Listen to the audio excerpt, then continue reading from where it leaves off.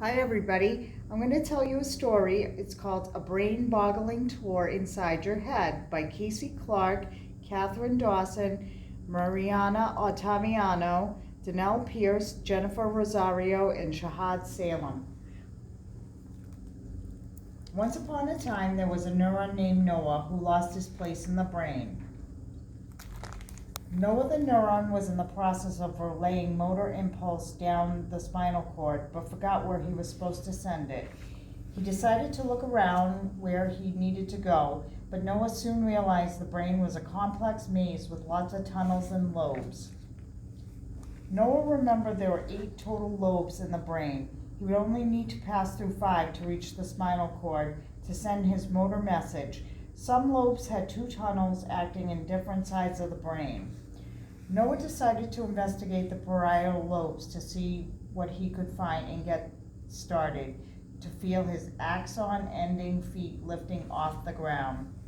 Noah found himself floating in a bubble. He began to realize this lobe was responsible for helping him know his place in space.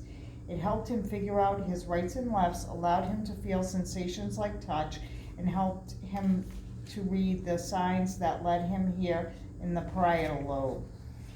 As Noah started to enter the frontal lobe, he heard singing coming from what looked like a small town with lots of factories and centers for functions of the brain. Your frontal lobe controls each day for deciding on what you can do or say. From eating to drinking to learning to thinking, it lets you feel sad or say, "Are you okay?" Your frontal lobe controls each day to run or skip or walk. Hooray! Using your speech is really great, a perfect way to motivate. Wow, so the frontal lobe is very important in constant thought. The very front of your brain deals with tricky stuff such as solving problems and making decisions. It also helps you understand your different emotions.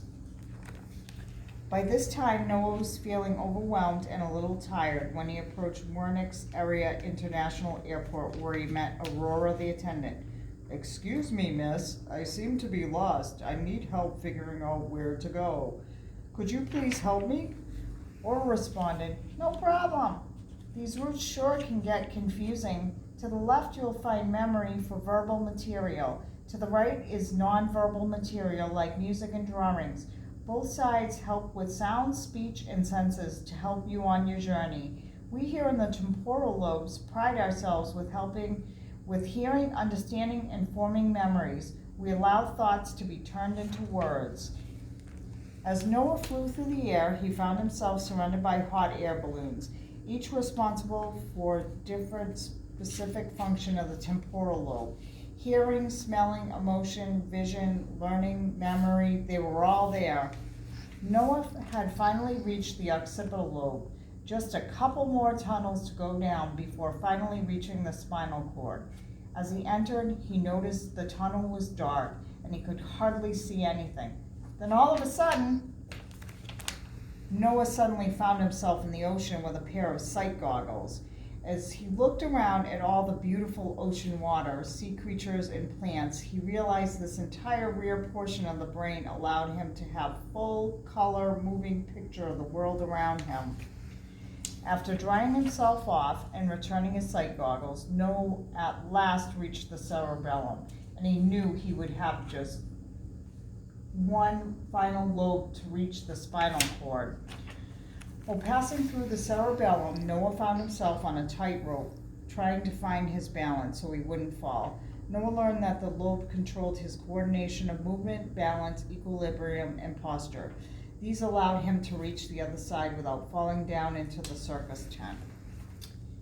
Your brain buzzes and fizzes with electrical and chemical signals. Messages zap from your head to your toes and back again, carried along a network of tiny cells that Noah and his friends are part of.